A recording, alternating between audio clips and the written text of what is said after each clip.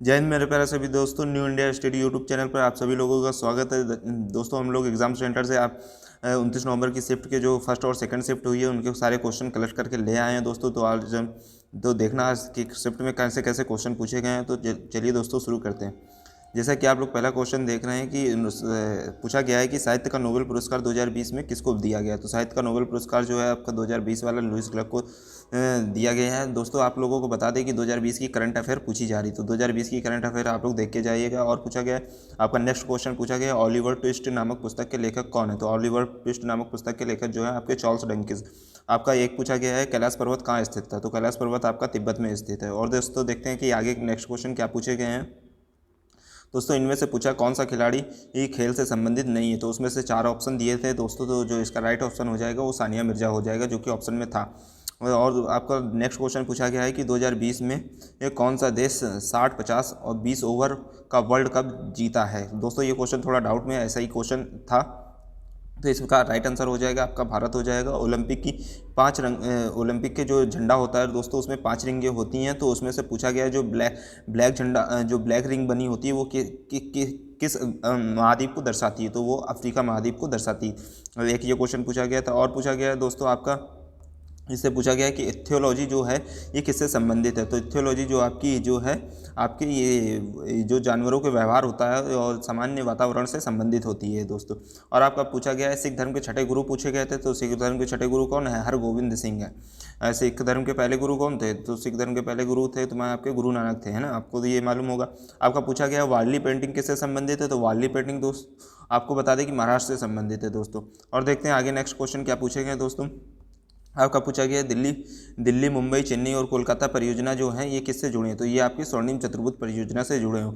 G20 summit 2021 कहाँ आयोजित किया जाएगा। तो रोम इटली में आयोजित किया गया है। और पूछा गया धौलीगिरी जो पर्वत है यस किस श्रेणी के अंतर्गत आता है। तो दोस्तों इसका राइट आंसर ऑप्शन जो भी होंगे उसके अकॉर्डिंग होगा। तो ये जो आपकी अभी हमने देखा है तो इसमें ये उत्तर मध्य नेपाल हिमालय के पर्वत श्रृंखला के मध्य है। बाकी आपका ऑप्शन के अकॉर्डिंग चेंज हो जाएगा।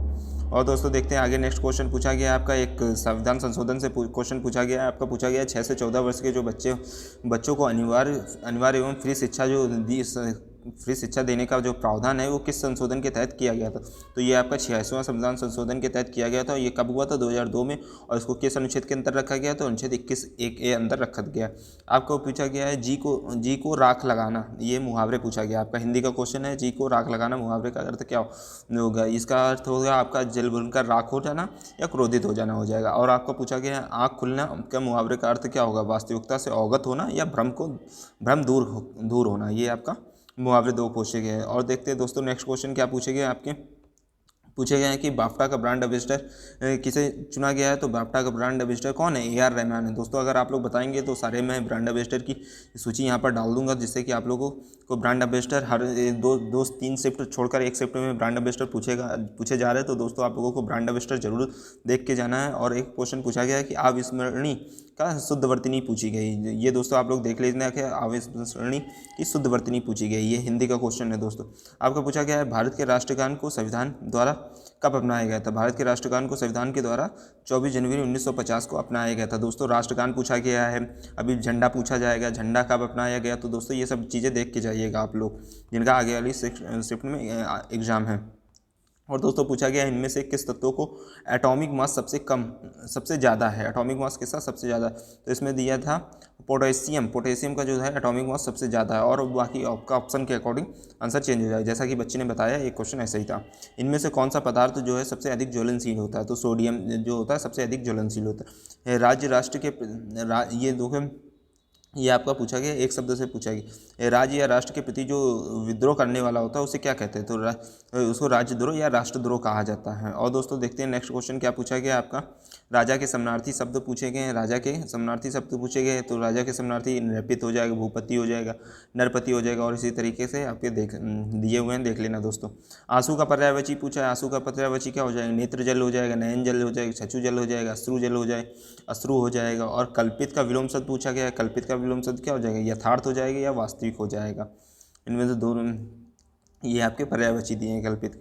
और पूछा गया दोस्तों कर्कश का विलोम शब्द पूछा गया, तो कर्कश का विलोम शब्द आपका मधुर हो जाएगा, जिसकी गिनती नहीं की जा सकती। क्या होता है, अगण्य होता है या फिर अनगिनत भी कह सकते हो उसको, है ना, अगण्य भी कह, लेकिन ऑप्शन में दोस्तों यही दिया होगा, अगण्य दिया होगा। चलते दोस्तों देखते हैं नेक्स्ट क्या क्वेश्चन पूछा गया आपका। नेक्स्ट पूछा गया है मैंने तुम्हें अनेकों बार कहा, ऐसा ही कुछ वाक्य था जो कि बच्चा बता रहा था। तो उसमें कुछ वाक्य की अशुद्धि, मतलब कि जो वाक्य अशुद्धि थी वो ढूंढनी थी। तो इसमें हमारे ख्याल से अनेकों बार ना होकर अनेक बार होगा इसमें दोस्तों। और आपका नेक्स्ट क्वेश्चन पूछा गया है राजा का पर्यायवाची पूछा गया है। राजा का पर्यायवाची नरेश होगा, शासक होगा। इसी तरीके दोस्तों ये 25 से 27 क्वेश्चन थे जो कि SSC GD 2021 के 29 नवंबर की फर्स्ट और सेकंड शिफ्ट के दो सारे क्वेश्चन हैं दोस्तों। सारे क्वेश्चन जितने क्वेश्चन मिल पाए हमने सारे करवा दिए दोस्तों। बाकी आने वाली शिफ्ट में थर्ड शिफ्ट के आज हम शाम को आपको करवा देंगे दोस्तों। जय हिंद मेरे प्यारे सभी दोस्तों, मिलते हैं नेक्स्ट वीडियो में।